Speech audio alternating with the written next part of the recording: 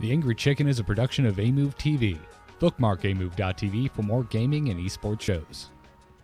The Angry Chicken is directly supported by listeners like you via patreon.com/TAC.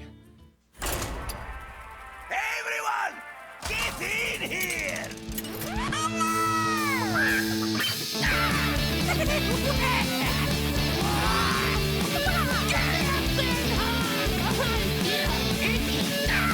Ready for action! I've got the beast in my sight. A podcast about Hearthstone, Heroes of Warcraft. This is The Angry Chicken.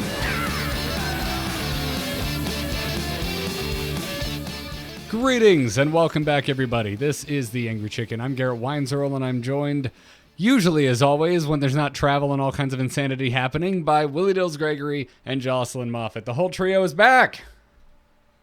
Somewhat. Well, I'm like 75% here. that's okay. It just means you sound sexier. I sound like 80-year-old Dills. This is what I'll sound like one day. I like it. I dig it, man. You should be doing some voice acting for grizzled noir cops. Sure. I will be doing the voiceover work for the next Big Lebowski. Sometimes there's a dude. I like it. I like it. And Joss, how you doing today? Not too bad. So got back from BlizzCon last week, heading to Atlanta tomorrow. So lots and lots of travel. What the hell? Can't we all just hang out in our houses for a little while? That would be wonderful. I know. Oh, man. Yep. The travel never ends. I'm just happy you even are here to talk to us, Joss. Because if you were just like, nope, I'm going to another country tomorrow, we would all understand. Oh, I wouldn't miss it. I really liked our talk at BlizzCon, and I'm really looking forward to seeing what Dills thinks about. I was going to say Boomsday, but yeah, no. The Rumble, Rastakhan's Rumble. Rastakhan's Rumble. It just rolls off the tongue, doesn't it? Yep. I had to look up who Rastakhan was. I'll just say that because he's not a WoW character who just is like stuck in my memory, you know. That's because he's been in. I mean, he's a big deal, but yeah, he's been in World of Warcraft. He's been the leader of the Zandalari for a really long time, but he is very much the kind of central figure of BFA. So it's probably why you're not as familiar with him.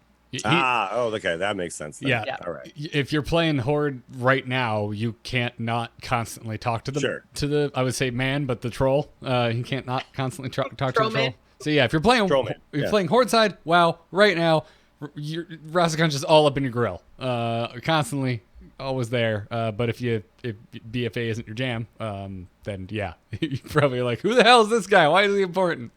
Why does he have a whole rumble? Well, my current WoW character is still level 110, so haven't met up with a good old Rastakhan yet. Had a rumble. You know, I watched the announcement video, like the trailer and all that stuff again today because I had to put together like a quick card talk bumper because that's we're here, but back in reveal season, going to be doing that again.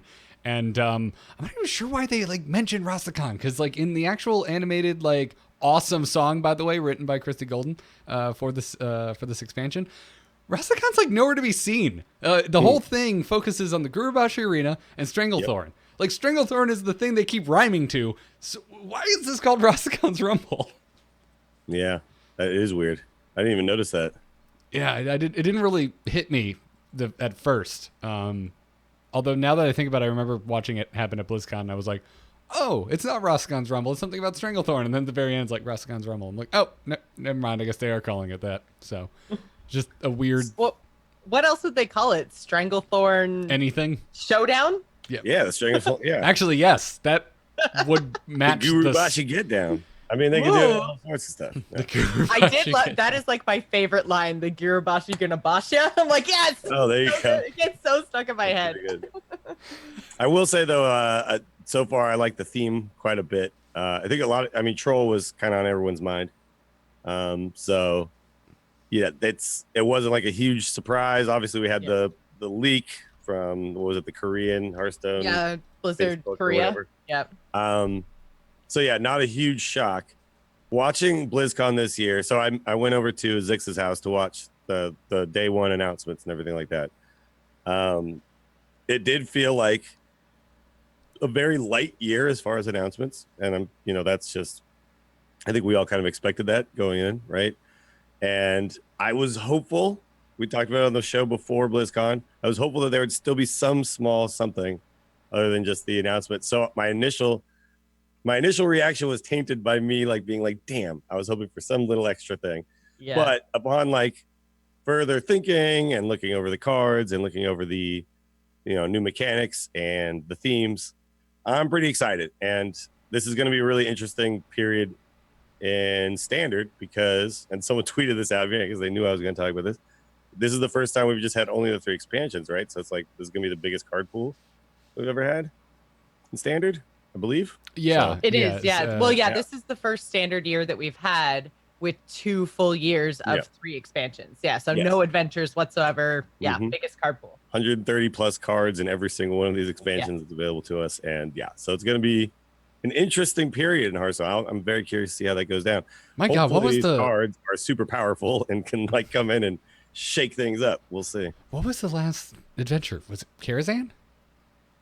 I believe Karazhan. Oh my God. Do you guys know how long it's been since that? We talked about the announcement of Karazhan at CreateCon. I was going to say, I remember being in Florida when they announced that. Yeah. Yep. That was a while ago. That was we're talking Paveling book. We're talking back in the day. Yep. Playing with Eve in their decks and stuff. Yeah, so I mean it's this is gonna be cool. I love the final expansion of the year because generally there is a lot of power level in those cards. So far I'm not seeing it, but hey, we got a long ways to go at this point. But I really like the new mechanic. I think Overkill has a lot of potential. Hopefully we get some very cool I like the idea of a decision making based on, because we're so used to playing an efficient style in Hearthstone, right? It's here, do something inefficient and get rewarded for that. That sounds fun to me. Yeah, that was the Overkill piqued my interest more than almost anything else. Bomb Zombie coming to Hearthstone is all I needed to hear. So that's good. Just real quick, this is just off the cuff, but we always forget to mention it because we're always running straight up to BlizzCon when it happens. But guys, we're almost a month past our 5-year anniversary of the show. Whoa! Wow. October 15th, 2013 was the first episode of Angry Chicken. Damn. Was it really? Wow. Yep. I didn't realize that we started the show so close to that BlizzCon, because I know I missed the first BlizzCon, or the first BlizzCon when we were doing the show. No, it was the first BlizzCon ever. The first BlizzCon ever. I missed the first BlizzCon as well, Jocelyn. So did I. I missed the first 6. But yeah, but I didn't realize that we had so few episodes before the one that you guys did live at BlizzCon together. I get that must have been episode 3? I believe it was Scott was playing Hearthstone. It was a simpler time. I think it was episode 5 for some reason, which doesn't make sense. Yeah, it was really early on. I remember walking around talking to people about the show and just be like, yeah, we only have a few episodes, but it's pretty sweet. You should check it out. Yeah. Being super shocked when people actually had heard of it. Yep. So I meant to mention that, but then there were things like BlizzCon happening and whatnot. So anyway, happy anniversary, you two. Yeah. We should probably mention that the taco is still being planned, even though due to all of our travels, there hasn't been a lot of announcements about it. But this Saturday, I believe patrons can sign up now. Yes, they can. And Thursday, we'll open it up to all the other people. Yep. Everybody's. Yep. So if you are a patron, head on over to patreon.com/TAC and check that out. It'll be opening up this Thursday for everybody else as far as signups. And it's the Taco Booms Day, which, because of the way expansions work, will be the last taco of the year. Yes. Yep.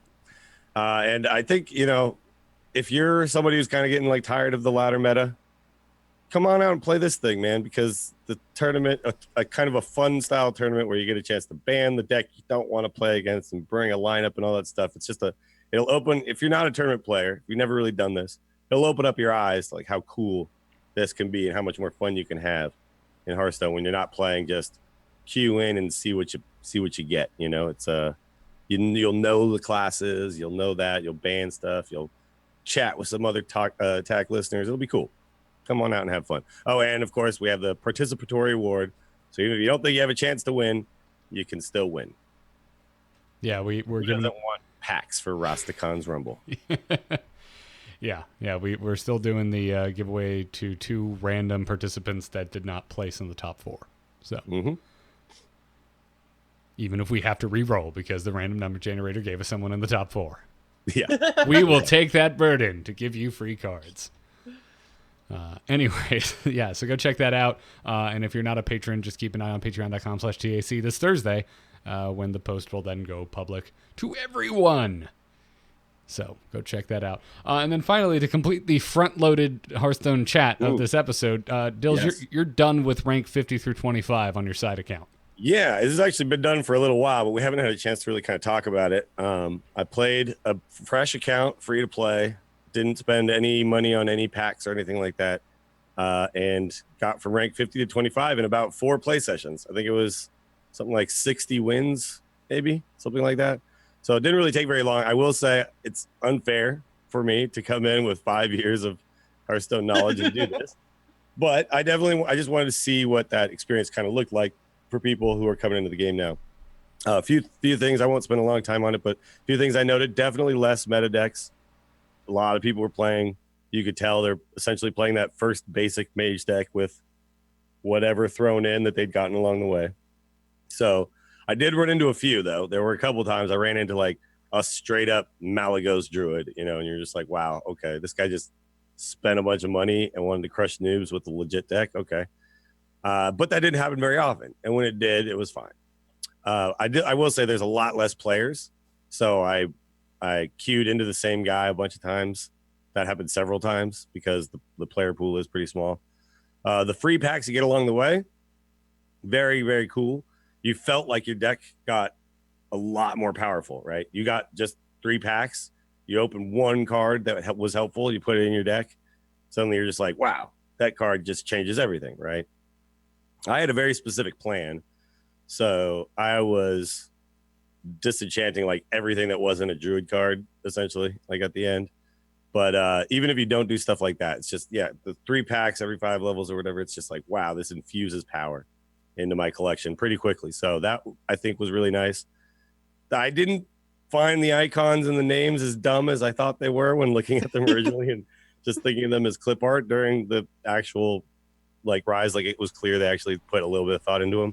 So that was cool. I'm glad because they looked so like an afterthought, right? Yeah, exactly. Yeah. Like, okay, we need to make 25 new ranks. Oh crap, that means we need art. Okay. Well, somebody's nephew put that together. It's only weird to me because the other existing ranks are just cards that are in the game, and there's a lot more cards in the game to pull from. So why don't they just use card art? But whatever, it's fine. That chicken's adorable. I love that chicken. I think though too that it's if you're a newer player, maybe you don't know the cards, so you don't recognize what that is anyway, so it doesn't necessarily matter. It doesn't really matter. It ended up being kind of fun. There were some really fun names along the way and stuff too. I was gonna say, are there any names that kind of stuck out to you, or like were they all like actually now that I think about it, I can't remember any of them, but you were always like an animal or something. You were like a shark, and then you're like an octopus, and then you're whatever. So what's higher, shark or octopus? I think shark. I can't remember. I think it was a turtle at some point. So I will say though that while you're going through this phase, the game feels pretty closed off to you. You can't do arena until you get like all classes to 10. You can't do casual until you get to rank 25. You can't do tavern brawl until you get, I think it's 1 class to 20. So it's kind of like that. I get they're gating it a little bit so that you don't feel overwhelmed, but well, those gates players might leave before they get to that point, Yeah, those gates were always there, though. Yes. Right. Yeah. But I mean, we were already past, or at least we were past the Tavern Brawl gate when it got launched. Yeah. But it was there. Yeah. It's just that when you started new, like I guess they were just more noticeable to me now because I haven't dealt with them in so long, and to suddenly run into them again was kind of like I wish I could do my free arena run to get another pack here, but I don't want to get every single class to 10. That's gonna take forever, you know. Yeah. So that kind of stuff was like somewhat annoying to me, but maybe it's not annoying to a new player. I don't. It was annoying to me as a player who like wanted to like You knew what you wanted to do. Yeah, exactly. There's no indication that you should probably go play the intro to Frozen Throne to get yourself a free DK. Like, it would be kind of nice if the game pointed you at all the things that are available to you when there's not all these other things available to you. So like, you know, maybe at some point, like it just says like, hey, have you tried solo adventures? You know, like that kind of a thing. It doesn't do that. So I knew about it. I got myself a free Malfurion, and that helped me quite a bit. But I guarantee you a bunch of the players I was playing against had no idea there was a free Death Knight available to them automatically. Can't lose right there. But overall, super improvement on the new player experience. I think Blizzard did a great job. After playing through it, it was cool. Well, Dills, I never thought I'd say this, but congratulations on rank 25. Yeah, I'm ranked 25 now, boys. Let's go. I actually considered continuing on and seeing how high I could get that deck. So I basically just made a Spiteful Druid deck. And yeah, that deck can climb. There'll be a certain point where I hit a wall, but yeah, it was really, really good for those ranks, though. Sweet. Well, we have some new Rastakhan cards to talk about since BlizzCon happened. So let's do our first official Rastakhan card talk. Okay, so what's the rules? Well, there's only one rule, Ben. Okay, so what's the... There are no rules! Okay. That's all I got. I love that. Okay. Okay. I had a lot of fun capturing that. It was a good time. But yeah, so we've seen 4 new cards since we got back from BlizzCon, and we're gonna start off talking about heavy metal. This is a 6-mana rare warrior spell that reads: summon a random minion with cost equal to your armor, up to 10. So they are. I love that they have to put that because of how much armor warriors can gain. Well, there are now cards that cost 12 and 25. And No, exactly. That's why I found it. I almost kind of wish they hadn't put that on there because it's like, screw it. Just summon me a Shirvallo once I'm sitting on 25 armor. That would be sweet. I am super, super glad that this is an even cost card, because if this was an odd cost card, like if it was 7 mana, it would just be ridiculous. Oh, there was 100% intentional as far as its mana cost. Like, this is like, nope, not for you, Odd Warrior. Not for you. So apparently 2 mana is worth a 4/8? Apparently. Yeah. Yeah, so everyone's been very quick to bring up, hey, Geosculptor Yip, we're not really playing him. Which, if you don't remember, that's the 8 mana 4/8 legendary minion that has basically the heavy metal effect, but at the end of your turn. So it can keep doing this if he stays alive. So I guess the one advantage here to heavy metal is you get the minion before the end of your turn. So potentially if you got yourself 9 mana and a King Crush popped out, you could attack with it, right? But how often is that really going to come into play? Not very often. Most of the time, the minion you're going to get has summoning sickness and doesn't do anything. So yeah, I was reading on, because I was kind of scratching my head about this one, so I was looking up on seeing what people were talking about on competitive Hearthstone, and the only real conversation that gained traction beyond I don't think this is good is Big Warrior. Sure. I mean, I mostly see this being a card that shows up here and there because of random effects, and then sometimes in Arena you're like, I guess. But I'm very skeptical on this ever making its way into real competitive play.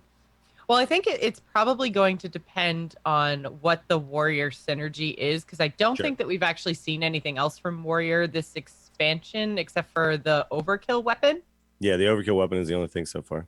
But we haven't seen anything, like we don't know what the Loa is for the class. We don't know what the Spirit is that's going to go with the Loa. We don't know what the champion is. So maybe this is setting up some sort of synergy with, like, maybe it will be more support for Big Warrior. Maybe it will be, here's a whole bunch of early cheap armor generation that makes this more consistent. I don't know, but I think it's still kind of a wait and see. But I do agree with the fact that, 2 mana for a 4/8, I would just play Yip. But maybe there's a deck where you play both. I don't know. I don't know. need, Well, if I you think get lots the of Loa is going to armor be really generation. important, I think. Yeah, cheap armor generation maybe be part of their thing.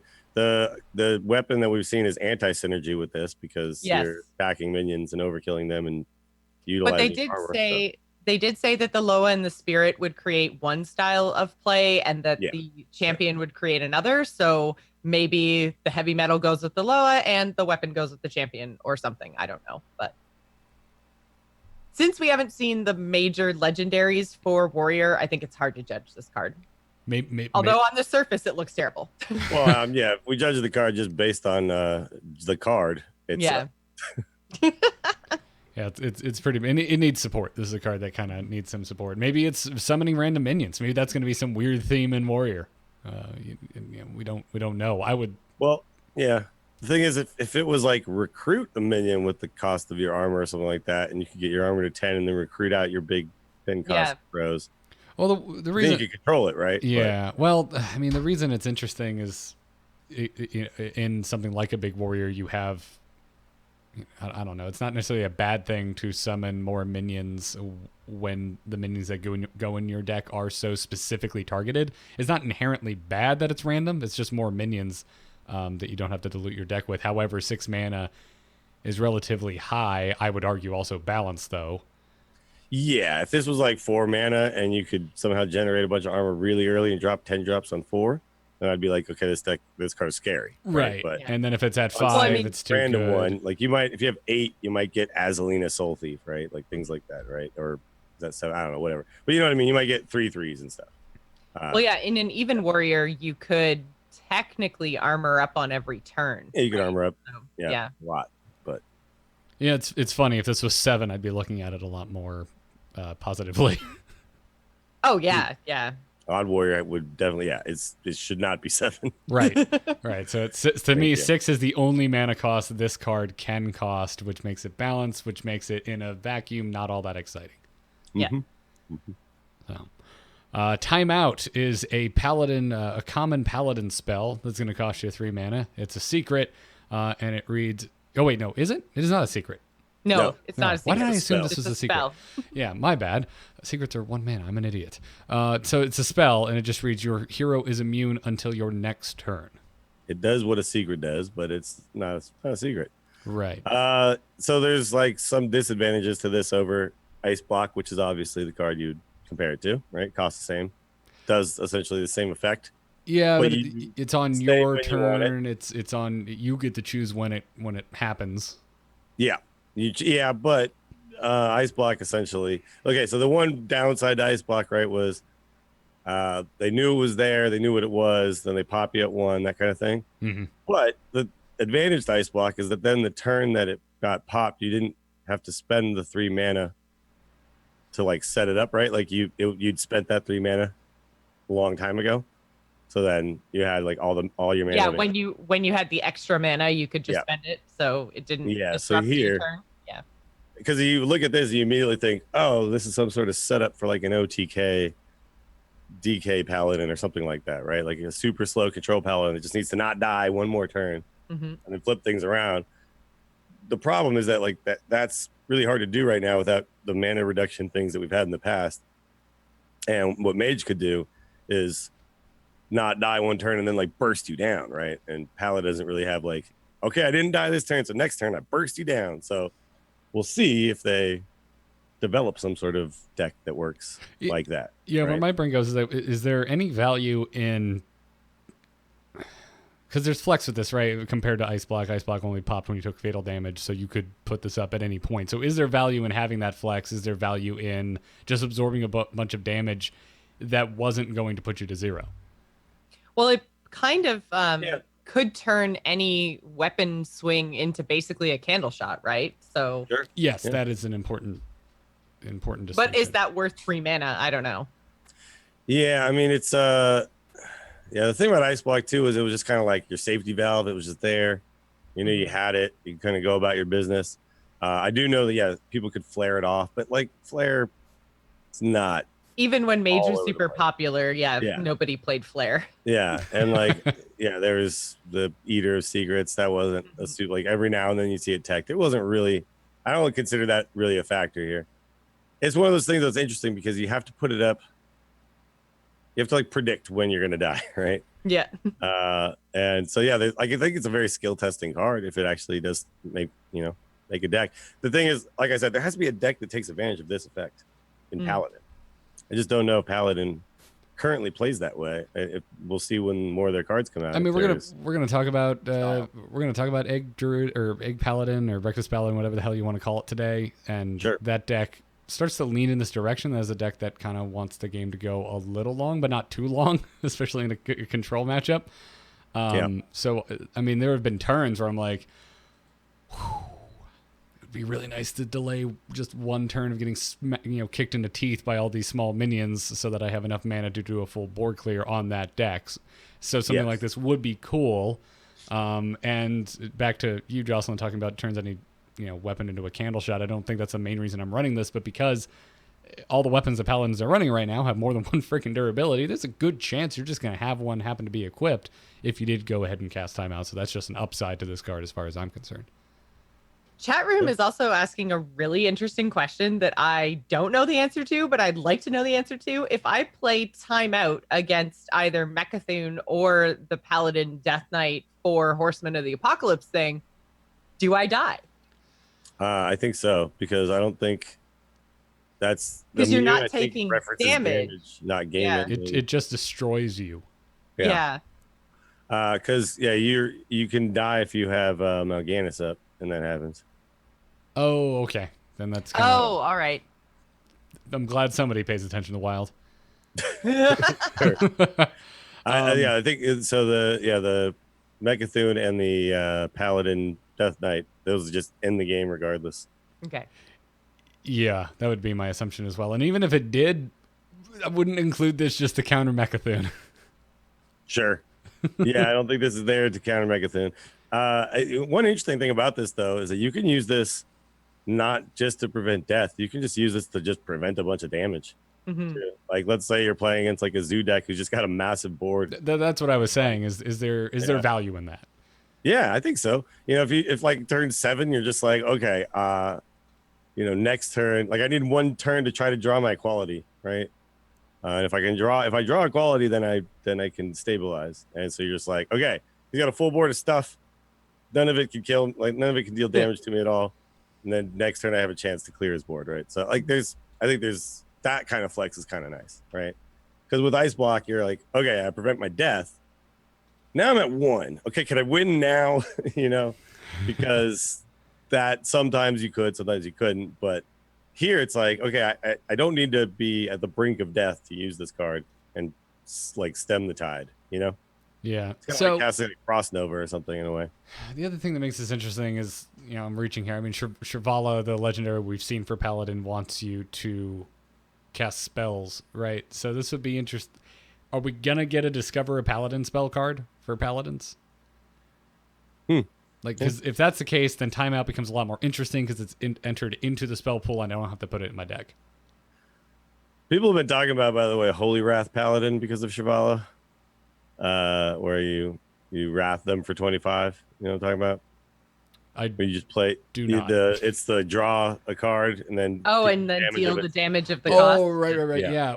How are you going to guarantee that Shivala comes off your Holy Wrath? You don't. But I mean, they run this and they run Molten Giants and they pray. Yeah, good luck. Good luck. Yep. Have fun with that. But you can Baleful Banker like them back into your deck and stuff like that. You could, there's stuff you can do. I don't doubt that we'll get bored enough to try it on a Cluck the Meta at some point, but whether it's going to take the ladder by storm, I wouldn't put money on it. Won't. But that's the kind of a deck is like that. Then I burst you and I kill you after I do this timeout thing. Yeah. So I don't know. That's kind of my. I think timeout's an interesting card. I don't think I'm immediately putting it in any deck. At least nothing that's immediately popping into mind. But I like it. I would like to see it get used. I need to see more Paladin cards. Mm-hmm. Yeah, I think it's a better way to handle this type of effect than Ice Block was, for sure. Yeah. I like it. Also, it's better not in Mage. So. Yeah. Yes. Ticket Scalpers next. We're on to two neutrals are rounding out the cards today. Ticket Scalpers, a 4-mana, 5/3 common neutral pirate with Overkill. Draw 2 cards, and we got an interesting clarification on Overkill since BlizzCon, and that is it only triggers on the owner's turn. Lame. Yeah, so I have no idea why they coded it that way. I have an idea why. I think it's probably to prevent like weird situations from happening, like weird kind of like I could see broken things kind of happening if there was overkill all the time, and they're probably just like, this is just simpler. This just makes the game work in a way that's like easier to kind of function. I don't know, but it's very rare. These are super small weird cases where this kind of thing could happen, and we haven't seen all the cards, so it's not going to happen with this card. It's not going to happen with the weapon. Well, that's the thing. Yeah, with the weapons and the spells that we've seen overkill on, like obviously that's on the owner's turn because you can only swing your weapon on your own turn. You can only cast a spell on your own turn. But I think with Ticket Scalper, it's kind of unfortunate because this could have been a really interesting card that people would have to try to pick and choose the right things to trade into it and stuff. Because if it was able to overkill, then they would give them 2 cards. You'd essentially be giving your opponent 2 cards. But then you have to attack it with something with 5 health. Yeah, exactly. This card would be actually really friggin' good if that was. It would be really good, and now it's total trash. Sure, but it still draws cards, so it has a draw card on it. So I'm not gonna. You have to spend 4 mana to play it. It has to survive, and then you have to kill something the next turn. Yeah, I am aware of all of that. I just anything that says draw a card, I refuse to say complete trash. But trash.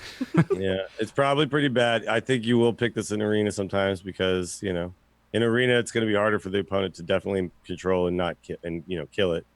But yeah, it's a card that I think you have to be very careful about when you print it, right? And how you stat it. But the thing that I kind of was considering is things like overkill gain divine shield, right? Like if there was an effect like that, and I don't know if there will be. Let's say there was an effect like that, and then your opponent was just like, I can never kill this thing because every time I hit it, it gets divine shield. Like there's stuff like that where I see why they did it the way they're doing it, but yeah, I don't know. Maybe they decided that because of cards like this that they wanted to print, and they were like, I don't think we can make this card if we have it work on everybody's turn. Overkill. Yeah, I don't know. I think it just if it worked on both turns, I think it would have just made things more interesting. And I think if there was a card like you described where overkill gained divine shield, I think just don't print that card. Like if this, like I'm sure that there's don't print this card either. I think this card like doesn't exist in that world. Or it might just be completely different statted, but because if it worked on both turns, oh my god, this card would be insanely broken. Well, I think it would be interesting. I mean, maybe you redesign this, but the situation we talked about where if we assume overkill could trigger on either turn, that's really interesting. Having to consider it is. Yeah, I agree. Well, because I think we were talking about but this then you also have Black earlier. I feel like this is in the same kind of family as Death Rattle, and Death Rattles are really powerful cards and should be, and I think make the game more interesting. Like, do you kill a Death Rattle? Do you leave it up? Like, how do you deal with it? Do you waste a silence? And I feel like Overkill could have been a similar mechanic, and apparently they did answer this question on Reddit as well and said it feels really bad to trade into an Overkill minion with your smaller minions.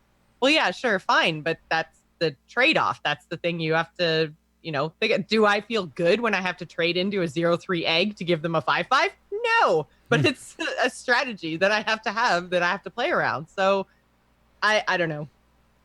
I think it would have been better on both turns, and if it was on both turns, then I think you're right, this might need to be costed or statted a little bit differently, but I think you just design around it like they do with Death Rattle. Yeah. So that's kind of where my head's at. It brings more questions in, like what the hell how does overkill interact with being smacked by a weapon? If that was the case, who knows? Because technically, unless it's killing you, it's not overkill, or it should be overkill. It would never be overkill. Yeah, it would never be overkill. Yeah, so then that's a trade-off, right? So then you might have to use a weapon swing, or you might have to use a spell. Like so I don't know. It just again. I think though we need to see like all of the overkill cards before we can judge whether this is definitely worse than the other way, because I'm sure it was an internal conversation. Should we have it work on both turns? And then after like design and all that was done, there was the answer was, we feel like it's better only on your turn. I wonder if it was So just. we'll see what all the other ones are, but Mhm. yeah, if they all come out and then we're like, man, there's like 5 or 6 cards, it would be sweet if they would work on both turns. And yeah, I will 100% be on board. But I don't know. Right now, I'm kind of like, maybe it's just because they closed off certain cards that they wanted to design, and they were like, we can't make this card if it works that way. So we'll see. Whatever the case is, Ticket Scalper, not a particularly interesting card. I'm more in Dill's camp for saying, yeah, you'll take it in arena sometimes. I don't think it's complete and total hot trash, but I never see this seeing play in a constructed deck, though. No, for sure. No, I just to for entertainment purposes, I did put in here. Maybe they're pushing pirates. Maybe if Rain of Toads takes off, and we just need a lot of 5 attack minions to deal with those 2/4 toads from Shaman. But I find it unlikely. We're already seeing a lot of pirates, so. Well, yeah, and I think like a generate random pirates thing, and this like guy will come out sometimes. Yeah, well, that's it. I think even if pirates take off, I still don't think you're including this particular pirate on purpose. No, probably not.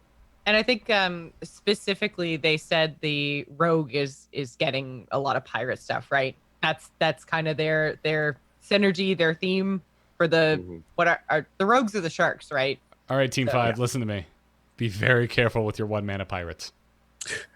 Yes. We're watching you. We remember. So if this worked on both turns, though, imagine if you were just like, you played this and the opponent was like, well, I'm just going to make you draw 6 cards, bro. You're going to trade a whole bunch of 1/1s into this thing. Yeah. Mill you. That could also, I mean, yeah, but that's interesting. That's so interesting. That's what I'm saying. You're describing interesting turns. I know. Where people are making decisions and stuff. Wow. Let's not have that now. That's some crazy talk. Pump the brakes. Pump the brakes.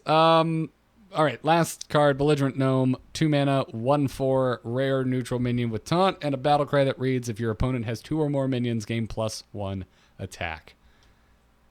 In a world with turn 1 patches stuff, this was really good, but I don't know if this is still that great. Just because of the fact that when you want to play it, you want to play it on 2, right? But you need your opponent to have 2 minions. Mm-hmm. But yeah, I think in any super aggressive minion-based deck like Paladin, I think, sure, if that starts super taking over. But I feel like right now, we don't have a meta where this could possibly see play, right? Like, our meta is way too varied, so... It's super good against Odd Paladin, yes. Odd Paladin, yeah. But is it super good against Shutterwalk Shaman? No. It's super good against Odd Rogue? No. Like, that's the problem, is like, there's going to be way too many matchups where it's just a 2 mana 1/4. Yeah. I want to try it in Zoo. I want to just see how it works. But in Zoo, you're the one with 2 minions, not your opponent. Yeah, but it's still a 1/4. I mean, that's. I'm going to play Keleseth, and you can play this. And we'll see, see who wins. Yeah. All right, sorry. After the standard rotation. Okay, sure, yeah. After the standard rotation. I'm going to give it a go. Smart ass. I'm going to play Homunculus, though, instead of this. I'll take the 2 damage and guarantee you the 2/4. Yeah. Keleseth is gone. You can play them both, Dills. No one's stopping you. Sure. That's a good point. Yeah. Yeah, but I mean, super good against certain matchups and terrible in others. By the way, did you guys watch this reveal video? No. For this guy? No. It's hilarious. You really should. It's like Rexar and Jaina and Anduin in the stands watching a match, and then there's this gnome who's cheering for the rogue behind them, like kicking Rexar's chair and stuff. Like, oh, it's really funny. Oh, so it's a belligerent gnome. Yeah. I like it. Yeah, exactly. Perfect. Yeah, I like he's it. a terrible, terrible fan. I dig it. I'm sure he's gonna have amazing like emotes when he attacks and stuff. Yep. Yep. And that's it for now. Those are the cards that have come out since BlizzCon. Well, I'm sure we'll have more to talk about next week, but let's talk some Hearthstone news. Good news, everyone! So, Jocelyn, you and I kind of mentioned this in passing on the BlizzCon episode, but Hearthstone has a new executive producer, and it is Chris Siggety, a la StarCraft. Which you got very fanboy excited about. I love him. I love him so much that after I had a few too many drinks at the Marriott, I think 2 years ago, as I was just about to leave, call it quits on BlizzCon, I saw him like near the front door, and I was like, I'll see you guys in a minute. I need to go tell this man how much I love him. And that's what I did. Do you remember how that ended, or? Oh yeah, it was a really good conversation. I wasn't that wasted. Oh, okay. I was just really excited because I had actually never met or talked to Chris Siggety, but the dude had a lot to do with StarCraft 2, which started me down the path I currently find myself on. So we're excited by this then. Yes, This you is a should good be. thing. You All should right. be. You should. I don't know who he is, so yeah. Anyone from having anything to do with StarCraft joining the Hearthstone team excites me greatly as someone who wishes Hearthstone was a little more competitive in the game itself. Got it. That's where my brain takes it. There's a HS Replay interview with Chris Siggety and Ixar, which you can go read right now. I wouldn't say there's a ton of revelations in there compared to what we kind of know just coming out of BlizzCon in general, but there are some interesting talks in there, specifically around Druid, for example, if you're kind of curious about the team's thoughts on Druid and the stance. A lot of interesting insights in this interview. Yeah, they basically kind of just point to the fact that Druid is the big aggro stopper, prevents aggro from just kind of taking over. And so even though people might find it unfun or unhealthy to play against or think it's OP, it serves a very specific purpose that actually might be making the meta better. And it's just hard to like look at it that way when you're just like, spreading plague. But if that wasn't there, we might see a completely different meta that might be even more annoying. So I'm willing to accept that argument as possible. I don't know if I agree with it, but I'm willing to entertain that idea. I had a really bad game against a Taunt Druid today, and I had to remind myself. I had to sit there and actively remind myself that I was like owning Taunt Druids over the course of the weekend. It's like, no, I can beat them with this deck. Sometimes they just do that thing where they just they do that. They play them all again. They do that thing where their deck does what it was designed to do. Yeah. Mm-hmm. Yeah. But you just gotta keep my stats open. I get so much less angry when my stats open. I'm like, all right, that was a terrible loss. What are my stats at? Still 70%. Okay, we're good. We're good. So I thought the other interesting thing though here was just that they really seem to be driving home this whole build around cards thing with the new set, and with that they're just really interested in cards that you build a deck around.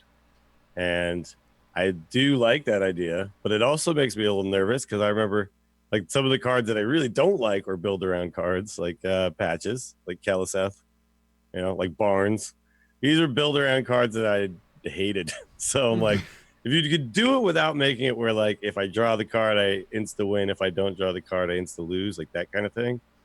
And yes, build around cards are sweet, but how do you feel about Gen and Baku then? Because those are kind of build around cards. Build around cards too, which I think are not necessarily the greatest thing ever. Because you end up with these very samey kind of games, but not all of them have been bad. Like I thought Cthulhu was kind of a fun mechanic. I thought there's all sorts of stuff that I think is good. It's just you have to be careful with build around cards, right? I'd like to see. I feel like you want build around like not single cards, but like build around packages. Like Reno Kazaka stuff.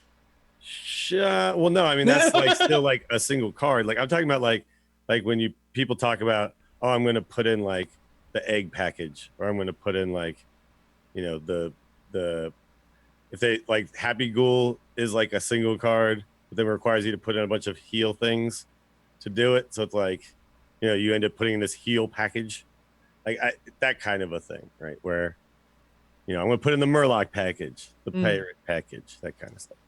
Dills likes good packages. Is I like what he's packages, trying to say. Yeah. Give me build around packages. It's very pro package. I'm with you. I would like to see more class specific build around cards and less kind of neutral, open to everyone, because I think that kind of does lead to the sameness. Although, even though I never want to see another Odd Warrior again, I would argue that fighting against an Odd Warrior feels very different from fighting against an Odd Paladin. Oh my god, yeah. So there is a defense there that I don't want to make, but that's the defense. That's the defense there. But I like the idea of class specific build around, because then the asymmetry of Hearthstone feels reinforced.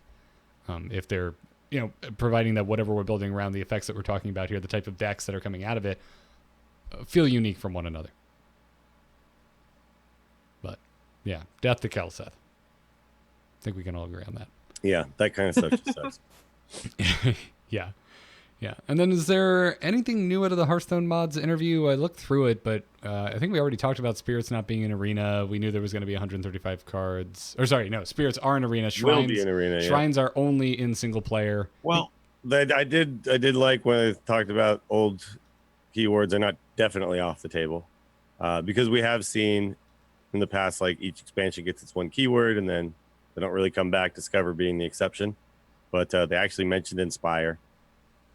Which I thought was interesting because that fell really flat, but could still be interesting at some point. So, and they also talked about build around cards. The shrine effects are kind of interesting that they only exist in the single player right now, but I kind of saw that and was like, wow, that's kind of a cool effect. Something that happens 3 turns down the road, like you play it and then you know that this thing is coming. Well, no, it's so the shrines are, or at least the way they worked in the demo, is they just are on your board. You don't play them, and so they're on your board and active. And then if your opponent kills them, they come back 3 turns later. Yeah. So they active. were really. But imagine a card you played that's like three turns from now, this thing is going to happen. I kind of like that idea. I mean, it's like sagas. Sagas in Magic. Nope. The first turn you play it, it does one thing. The second turn it's there, it does something else. And the third turn, it does this other thing, and then it goes away. That would be interesting. I think playing a card that's just straight up dormant, it'd have to be a really good effect in 3 turns.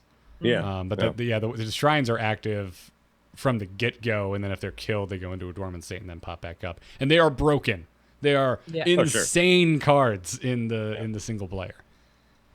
Just seemed like a mechanic that I'm like, that doesn't need to not be in the main game. Like, see that working out. That aspect of it, yes, but they definitely shouldn't be designed they as can't they be are in the what they are. in the single. Yeah. Sure. Yeah. But it seems like they're trying enough. Spirits are interesting. The Loa seem to be big kind of flavor. I would say anchors for each class. And then we've also got Overkill. So I think there's enough already kind of being. There's a lot. Shotgun fired at us for Rastakhan's Rumble. So I'm not too worried about it.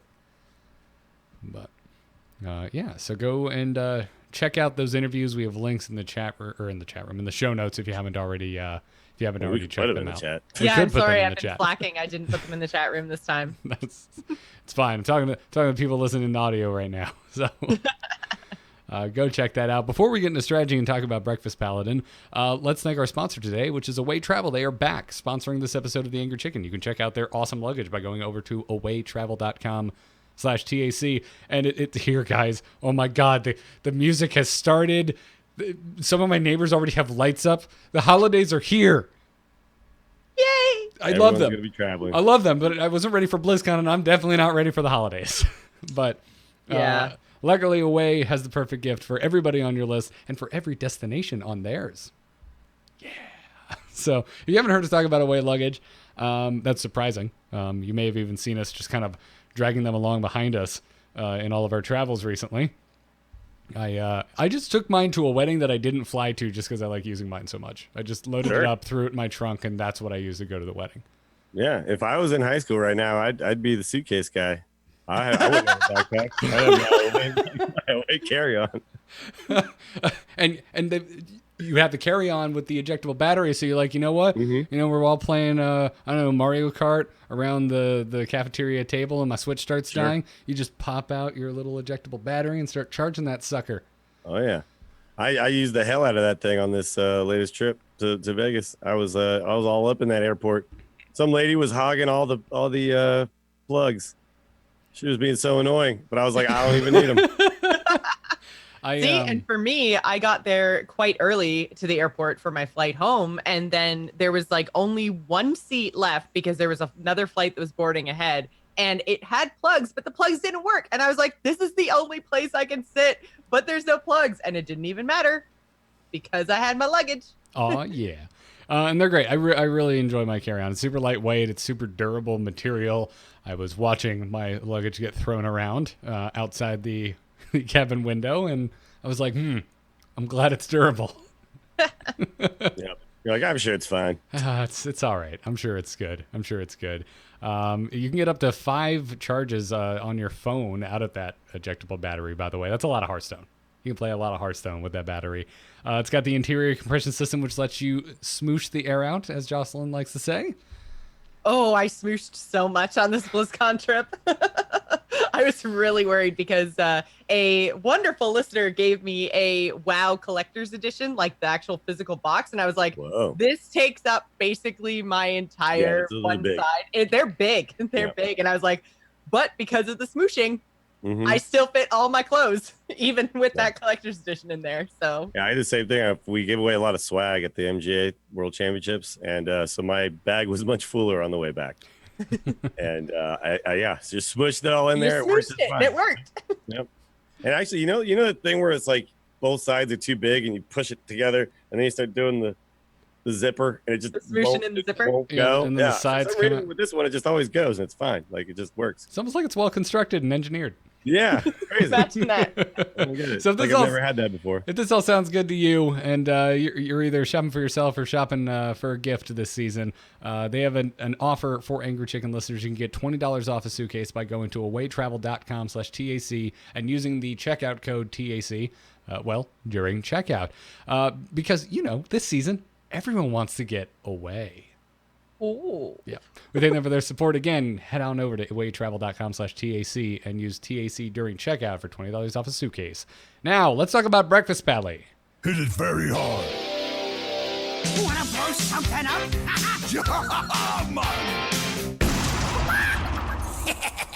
Time to pay. Breakfast Paladin, which when you first sent it over, Dills, I think you were just like, it was like a mech dragon egg Paladin. Here, we'll try it.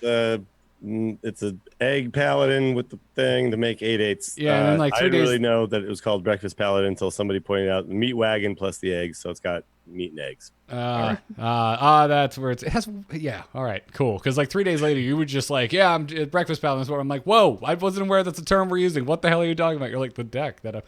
It's got eggs. We were talking about. Yeah, okay. So it's basically a control paladin with the ability to make a couple power spikes early on. So rather than control, beat you with, back in the day, remember like control paladin was like you control a lot, then you beat people with things like Ragnaros and like Ysera and stuff like that. This deck is more about controlling the board and then making big plays with the cubes and the mechano eggs. You've also got things like Spirit Singer Umbra to activate them instantly. You don't have like Play Dead like hunters have, but so you can still do things like Spirit Singer Umbra, but then also you can activate your eggs with Sunkeeper Tarim, Ziliax, all that kind of stuff, and things like also Pyro Equality your board, but you have an egg on board. Like I've activated nothing. it. I have an 8/8 now, so yeah, I've activated it just by telling it to follow the rules before. If I have to. So there's a bunch of things you can do, but then what I think is really the reason why this deck is like something that's viable in Paladin is Kangor's Endless Army. You play these eggs out, and then they deal with them, and then you just bring them back, right? All at once, you're just like 7 mana. Here comes the egg that I Ziliaxed plus another egg plus the 8/8 that came out of one of the eggs, and all of a sudden you just rebuild the board after they dealt with it a bunch. So yeah, when you first sent this over, I'm looking at the list and I'm just like, why don't I want Kangor's Endless Army? I don't play that many mechs. Oh, I'm guaranteeing that all the good stuff comes back. I'm stupid. There's only a couple mechs and they're the ones you want. So it's pretty cool. There's some cards that like the version that we're showing. Do you still have Lay on Hands, or did you switch it to the Dino Size? I switched it to the Dino Size, dude, because this is a screenshot from my actual list. Hell yeah. So I switched out. I discovered after playing probably about 25, 30 games with this, I was looking at my stats that I'd never once played Lay on Hands. Not a single time. Did I ever find myself with time to heal for 8 and draw 3 cards and spend 8 mana doing that. In the matchups where we were going to fatigue, I just didn't want to play it. In the aggro matchups, it was just going to mean I would die, and there was not a lot of matchups where I found myself reliably wanting to do this. So I put a Dino Size in. I told you guys about that.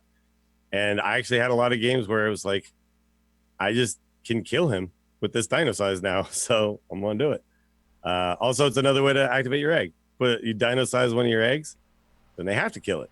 And then when it dies, that 10-10 dies, here comes an 8-8. So I do find Dino Size does kind of have hidden text that says this minion will get silenced next turn. But sure, but the thing is, this deck is so full of silence targets that eventually they run out. They can't run 5 spellbreakers, you know. Yep. So yeah, they spellbreak an egg, then they have to spellbreak a cube, then they have to spellbreak, you know, something that you steeded, then they have to spellbreak your Dino Size thing. Sure, like okay. Like eventually, one of these things is not going to have silence anymore. So, yeah. It's also got Lich King and Uther, as well as like, so if this plan doesn't work out, we've got a couple backups. Lich King is just, Uther's not there to like OTK them by putting out the 2/2s. It's really just there to like get the weapon and then kind of go to a long game plan where you're just putting 2/2s on the board instead of 1/1s. So, well, that's the thing, yeah, because I mean, since this doesn't have any kind of odd even synergy, then you're just making 1/1s. So I mean, I played Uther on 9 all the time just to be like, I want to make 2/2s instead of 1/1s now. And they have to kill them. And they have to kill them, yeah. Yeah, which kind of opens up the potential to, okay, they're like, do I kill that? Do I kill the egg? Do I kill what do I kill here? You know? Yep. So it made for some interesting situations. So I will say this, it's maybe past its moment in the current meta, but I think this kind of deck can always potentially come back because it's really good against aggro and mid-range because you have the board clears and all that kind of stuff, and you can kind of flip the board. It has those plays where like you have a bunch of stuff, I don't, then all of a sudden I do and you don't, right? That kind of stuff. But there's some decks that are really hard for it right now that I tend to be running into a lot. So Shudderwalk is a very difficult matchup because they hex your things and then they eventually get to their Shudderwalk, and your game plan is kind of slow and their game plan is kind of slow, but they have this infinite Shudderwalk thing and you don't. But it's also got, you know, some really good matchups. Like I found that Zoo and things like Odd Paladin and stuff, Odd Rogue, I was able to beat pretty handily because I was just able to flip the game at some point. So it's a really, really fun deck too. It's not going to be tier 1, not going to be tier 2 probably. I'm calling it tier 3. But if you are looking for something a little off meta, and if you wanted to dust off that meat wagon and throw it into a deck, it's pretty cool. Give it a shot. Yeah, I had a good time with it. I had a really rough time trying to climb with it, and eventually I was just like, screw it, I need to get ranks, and I threw it out the window. But the games I did play, I really enjoyed, and I like this deck a lot. I'm hesitant to say that I hope it gets more support and maybe rises up the tiers, because I could see a deck like this being so oppressive. Anything with Cube, man, if it starts to take over, it starts to hurt. But yep, I had fun with this deck. I feel like if this gets much more support, it's going to be in the realm of like Death Rattle Hunter, right? Eggs yeah, they have and Terra Scale Stalker and Play Dead, and you don't have those options, so that's really what's holding it back. But you know, I think so. I learned while playing this deck, and I started off really struggling with it, but by the end, I was winning a lot of games. So I think it's a deck that has a learning curve as well. Because I was on stream and I was just like, this might not be the right deck to be playing right now. And then I ended that session like 12-3 or something like that. So, or 11-4. Like I lost like 4 games in a row, and then just like went on a tear after that. So, yeah, I think there's a lot of like setup with this deck. I think the mulligan phase is very tricky, so that's try to pay attention to that kind of stuff too. That's the thing where I think the current meta is almost kind of hurting this, because so many classes have so many variants. Some lean towards more aggro, some lean more towards control. And if I could reliably like go against the class and be like, okay, I just got a mulligan for control items. I need my consecrates. I need my wild pyromancer, stuff like that. Versus I just need a meat wagon to go off as soon as humanly possible. That would make playing this deck a lot easier. But to me, that was where I got the most hung up, was like, oh, damn, I don't know what archetype I'm playing against, because that's the meta that we're in, which is, I think, rad. But it's also interesting because the deck is built around things like, the egg and stuff like that. So a lot of times you see the egg and you're like, I'm supposed to keep this, right? Because that's what the deck does. It does the stuff with the egg. But you're actually most of the time supposed to get rid of that stuff. You're really trying to find things like Hydrologist, Quality, Pyromancer, Meat Wagon, Crystology. Like you're trying to like get those starts and then draw into the eggs and things. And we have lots of ways to get the eggs out without having to like pay for them. So right with the Meat Wagon. Yeah. Yeah, this is one of the cooler decks I've played in a while. I like it. Yeah, and you also do have to, like we talked about with the 10, you bait the silences, understand that they're coming, understand, you have to be aware of what's happening. Also, I had some games where I had to play around mind control tech because you get one ear like cubes mind control tech, and that's it. That's GG. Yeah, Gave them like free 8/8s. They're still out there. I thought MC Tech would kind of go away once Giggling Inventor went away, but I'm still seeing quite a few of them. Oh. There's tons of decks rocking those things right now. Yeah. So, just out of curiosity, what are you guys climbing with right now? I prefer. Well, I've been playing this a lot, but I prefer if I'm playing Paladin, still the even Paladin. Same. I think it's a really good deck right now. But we're going to talk about Murloc Mage next week, so I'll be climbing with that. Yeah, I had been climbing with the Mechathune Warlock. Okay. Super freaking fun, dude. For you. Yeah. It really feels like I'm playing solitaire a lot, I'll be honest. Are you playing with Blood Bloom Cataclysm? Yeah. Oh man, that's so horrible when you lose to it. But it feels so good when it doesn't work for you and I get to just win. Yep. I even like, people just hate it so much, obviously, and they hate losing to it, that I even won when I messed up and like I was just playing too quickly and I accidentally played out one of my galvanizers because I meant to grab the card next to it, but I accidentally played it out, didn't have Mechathune in my hand, and still ended up winning because I just at the end played my Mechathune and the priest had like walked away. Nice. He didn't even concede. He had just walked away. So his turn went by real fast and then came back to me. And I was like, oh, good. Here we go. Here's my combo. We'll say it before and we will say it again. Always play your games out. Yeah. Because you might be playing against Jocelyn that may have been a Galvanizer that didn't land on a Mechathune. Yeah. Because it wasn't in her hand. That is a thing that I do sometimes. And that's why I don't play on phone. All right. Well, let's before we take some emails, let's thank our patrons supporting us over at patreon.com/TAC. If you enjoy the Angry Chicken, if you think you're getting some value from the show and you would like to give some value in return, head on over to patreon.com/TAC because it's an opt-in subscription for this podcast. The show is free. Every episode is free. It's going to keep being that way. But if you were thinking, I'd love to give $1 for every episode of Angry Chicken I listen to, Patreon lets you do that. It also doesn't stop you there. By all means, feel free to give 5 or 10. We're not going to, say no, but we appreciate the support, specifically everybody. too, so that you can sign up for Taco. Yeah, get early access to Taco registration and whatnot. Anyways, this week I want to thank some of our newer patrons. Thank you to Andrew E. and someone that just goes by PS. I'm not sure if it means postscript or what, but pissed shaman maybe. So, thank you for the support, everybody. Again, patreon.com/TAC. It's the place to go for that. Now, let's take some emails. Hello. Hello, it's me. Hello. Just quickly, do you get my message? Yep. Oh. Hello, brother. Send your emails to tacpodcast@gmail.com. Jesse's going to start us off today, and Jesse writes, "Greetings, previously Raging Hens. I knew that there was a slim to none chance of a new format being announced at BlizzCon, but as I look at the game, I can see a format waiting to peek its head out. With Mean Streets of Gadgetzan, they introduced 3 gangs comprised of groupings of 3 classes each. Now, what if Aya, Kazakis, and the Don were all playable heroes in a mode where they can access all the cards that are part of their gangs? Aya gets Druid, Rogue, Shamans, and neutral cards, with the other gangs getting their respective classes. As for hero powers, I would say that having a choose one of 3 for 3 mana might be easiest to work with, since basing hero powers off their mechanics seem hard to do.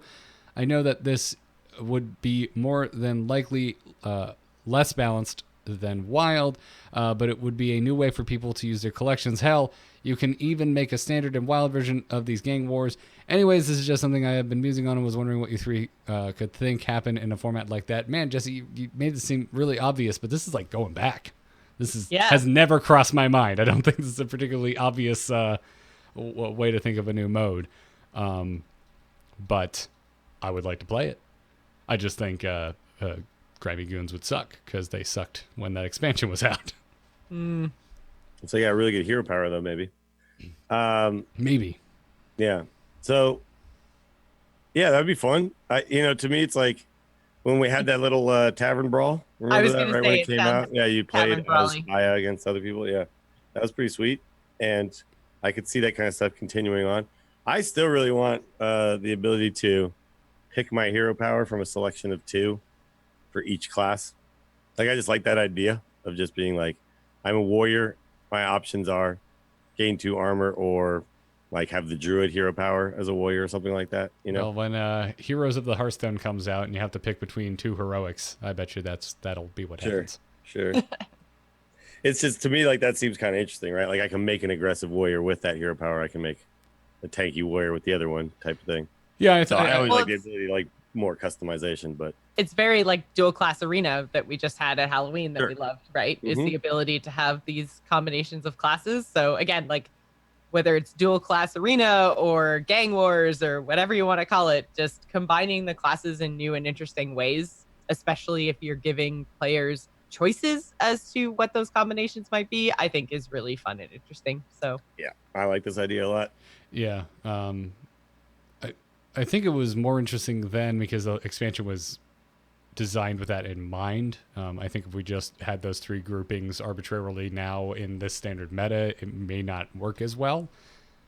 Which is why I'm kind of down. I'm still pretty open. That I don't have a specific format in mind, but I would love a format that just takes the existing expansions and classic set and just rearranges them in certain ways. This would be a very cool if the Hearthstone team wants to do this in their style. This would just be a cool tavern brawl to bring back. I think. Just get rid of all the talky way. bits, please. Yeah. Wasn't that the one that had all the talking between? Oh the yeah, 3? don't force me to like listen to all that. Yeah. Skip that. Yeah. Get rid of all the talky beats, please. Dills, who's our second email from?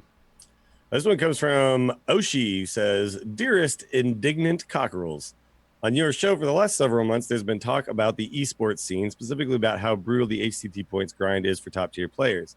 So here's my thought. Why is the ladder grind for HCT points not handled more similarly to how arena leaderboards work? Take the win rate of a legend player across somewhere between 250 to 300 games, make a top 200 player leaderboard at the end of the month based on this win rate rather than ending rank. HCT points get distributed based on how high you place. Not sure what the best way to fix the tour stops tournament travel issues would be, but I feel like this would at least go a long way to resolving ladder issues or issues with the way the ladder finishes are handled, where players are burning themselves out within a 24 to 48 hour solid play session at the end of the month. There's some glaring reason I'm missing that this would not work. Hope to hear your thoughts." I mean, it's kind of what's happening. It's just all being compacted into that very end, right? That rank is based on a win rate. So it's like the win rate is the thing that matters. It's just what you're talking about is have it over the entire month and not, okay, now I need to suddenly climb at the end. But they kind of are doing it. They understand that the decay happens and all that kind of stuff. And so I don't know. Yeah, it's a kind of a different way to do the same thing, I think. Plus, wouldn't you be able to then just do another legend run if you had a bad start to trying to get your 200? I mean, people do that anyway, right? Because they play on like all 3 servers, and like if they're they get their best really low on one finish. server, they switch to another one and try to grind a top 100 there. I just think the whole thing is just kind of silly, to be honest. I think the whole thing is just like I would prefer we just throw out that somehow you as a tournament player also have to now have like a high win rate on this ladder. The 2 things aren't the same at all. I kind of wish that they just they'd cut out ladder completely and make it just like make sure that there is one online tournament available every weekend, and then maybe move the tour stops to 2 per month at most. And just like say if you can't travel, it's not a big deal because there's also an online tournament that's going to do the same thing. Yeah. It's to me, it's just odd. It's like, have we all reached that point? We've talked about this on the show before. It's just.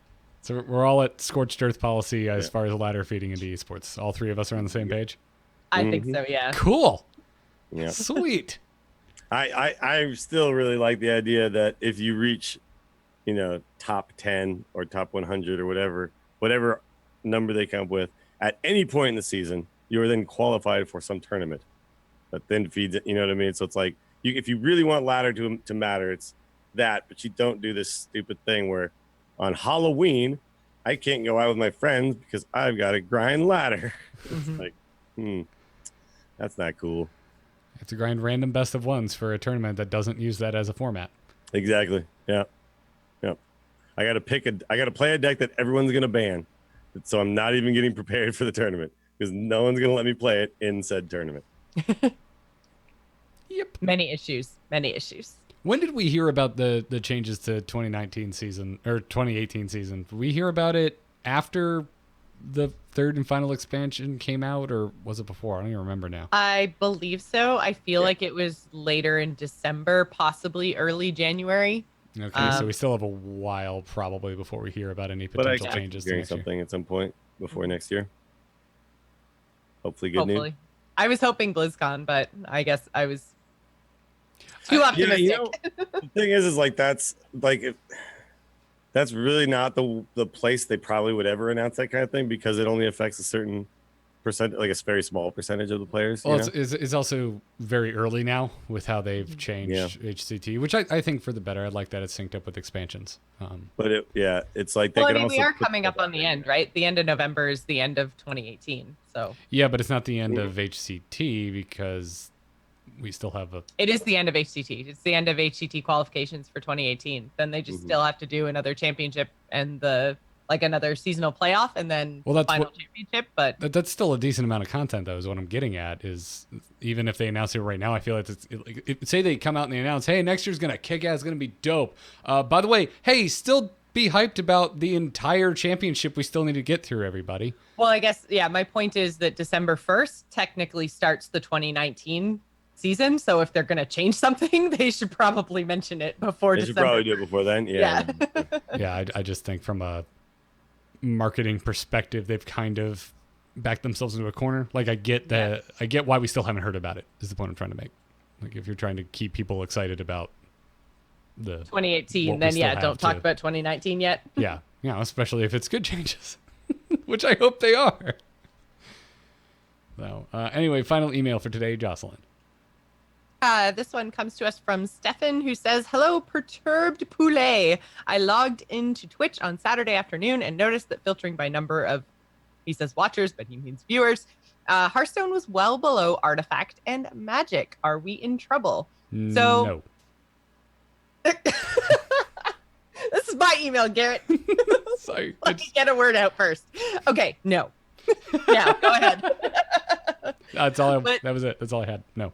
Yeah, no, I think that Magic had a big thing this weekend as well, but I know for sure. Pro Tour, yeah. Oh yeah, Pro Tour. Okay, but I know Artifact had like this big invitational show match tournament, and it was basically the first time that Artifact had been shown on Twitch because technically they're still under NDA in terms of anyone who has a beta key. So it was a really big weekend for both of these games. I watched some of the Artifact tournament and I thought it was really interesting, and I caught on faster than I thought I was going to, though I still had some pretty big questions about, because you were watching spectator mode, so just who sees what when in terms of like player view. But so I did catch on to it fairly quickly, but I still think Hearthstone is more entertaining to watch.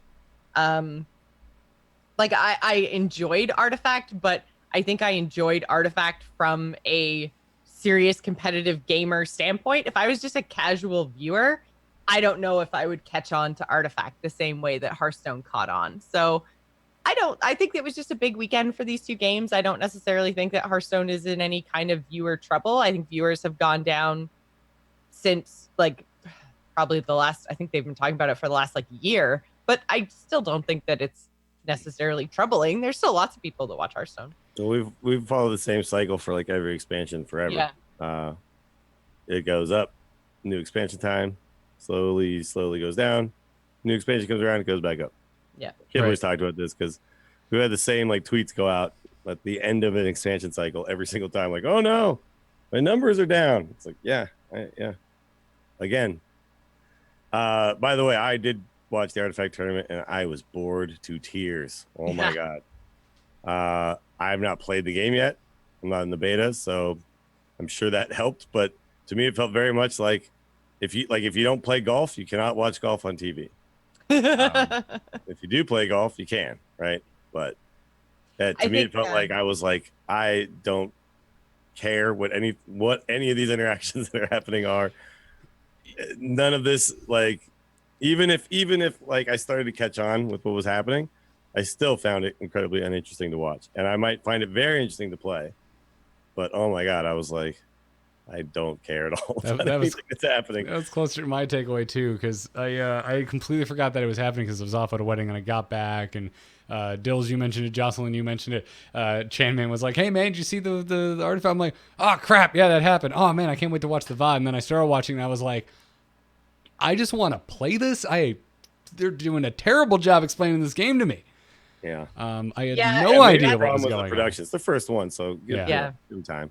Yeah. That was my big thing, is that I ended up just watching with the commentary off because I was like, this isn't that great. Yeah, it felt like it was just like, Life Coach, right? You like Life Coach? Like Life Coach. We got Life Coach. And I was just like, I don't give a shit. Tell me how this game works. Yeah. So yeah, it's funny because they were trying to very much play off the former Hearthstone personalities that are now playing Artifact, that are telling everyone how it's so much better. I don't know. To me, they serve completely different audiences. It's when you watch Magic on, like, Paper Magic as well on Twitch, very, very hard to follow along with. There's very few productions that are able to kind of capture this in a way that makes sense to anybody who's not 100% familiar with all the cards, right? But if you're super into Magic and you watch like a Pro Tour, it's very exciting because you actually understand what's happening. You understand you don't need all the extra bells and whistles. Problem, I think, with a game like Artifact is it's only going to be those types of viewers who are going to like this. The people who are playing a ton of it and understand exactly what's happening in every situation. And what Hearthstone kind of does really well is captures essentially like the football audience, right? Like, my mom can watch a football game. She doesn't care, but she can sit down and watch a football game and understand what's happening, right? In Hearthstone, you can understand that they put down this guy and he attacked this guy and that guy has this much health left, and animations are cool, and that caster's got an interesting jacket. They get it what's going on pretty quickly, and Artifact is not going to work that way. Mm-hmm. Yeah. I left really wanting to play. Like, I was watching. I haven't really watched any Artifact beyond the original announcement. I was just kind of hoping a beta would magically show up on my inbox. It never did. What's up, Valve? Hey, little love here would be nice. So this is my first time really seeing it. And I was just like, man, this looks gorgeous and it looks fun to play. And I am bored and confused, and I'm just gonna go play Red Dead. So bye. I'm bored and confused. It's cowboy time. It is. You're damn right. It's cowboy time. I really want to play the game. But back to is Hearthstone in trouble? Like, whether the Artifact tournament was good to watch or not, that opinion aside, back to the cycle. Like, Hearthstone is at its stalest point for this particular expansion. We're right at the end here. A new expansion just got announced. It is right around the corner. It could not be less interesting to watch, in my opinion. At the moment, I have seen every matchup that there's ever going to be in this meta, even after the changes. It feels like a million times. It's going to change as soon as Rastakhan's Rumble drops, hopefully. And we should see a big peek back. But I think kind of using this past weekend as a touchstone to be like, oh my god, Artifact and Magic had a Pro Tour. This is Artifact's first big event. Hearthstone is at a rather stale point in this cycle. This is to be expected. Yep. TLDR, no. Yep. It's fine. It's fine. We're all fine. How are you, Stefan? And that's going to wrap it up for this episode. Keep the emails coming. tacpodcast@gmail.com. Huge thanks again to our patrons for the support. You can become an Angry Chicken patron by going to patreon.com/TAC. That gives you access to the Discord, which, by the way, there should be some changes coming to that very soon. And so keep an eye out for that. as well as other things like early access to register for taco tournaments and the like. If you dig the show and want to help us in other ways, you can drop us a 5-star review on iTunes. That always helps us. Huge thanks to our Patreon producers, Declan H. and Sean C. Thank you very much. We have swag available. TAC t-shirts are over at shirts.amove.tv, or you can get custom etched glassware, pint glasses, wine glasses, stuff like that over at etched.amove.tv. But before we go, Dills, you do all sorts of other stuff. Where can everybody find you trying to get over the frog in your throat? Yeah, you could find me taking a Epsom salt bath here in a moment. Oh, They allow that on Twitch now? That's going to be streamed? I'm going to IRL that. Yeah, just chatting. He's going to have one of those old school, like, 50s, like, bathing suits where it's like a tank top with, like, horizontal stripes. Yeah. It's a full body. Yeah. I'm going to have a cap on my head. On top of trunks. It's going to be sweet. I would watch the show. Yeah, you can just twitch.tv/WillyDills. I will be trying to stream as much as I can this week because I'm going to be out of town again pretty soon. So yeah. Also, you can find me on Saturday running the Taco Booms Day. So sign up, patrons, and then everybody else wait for Thursday, and then you can also sign up. Boom. Bam. Jocelyn, what about you? You can find me on Twitter and Twitch. I'm at Joss Plays, and I'm going to keep reminding you guys until the end of the year that you can go to bit.ly/TGI Extra Life 2018 if you would like to donate and help us out with our children's charity. We do this every year. This is actually my 7th year in a row. I'm about halfway to my goal, so we'll be doing another stream in December. But yeah, head on over again. That's bit.ly/TGI Extra Life 2018. And yeah, we've actually been doing really well as a team. I think we've raised over $2,500. So. Rad. Well, everyone continue to go over there and give to a great cause. I can be found on Twitter at Garrett Art. All of the other podcasts are at amove.tv. I just did a bit of a BlizzCon wrap-up on over on R2T2, my solo show. You can find that by searching for R2-T2. And because I'm finally more or less done traveling, with the exception of a short trip for Thanksgiving, I am once again taking graphic design commissions. So if you need art made and you would like that art to be made by me, go to nomoonart.com. That is nomoonart.com, because no one can spell Garrett Weinzierl.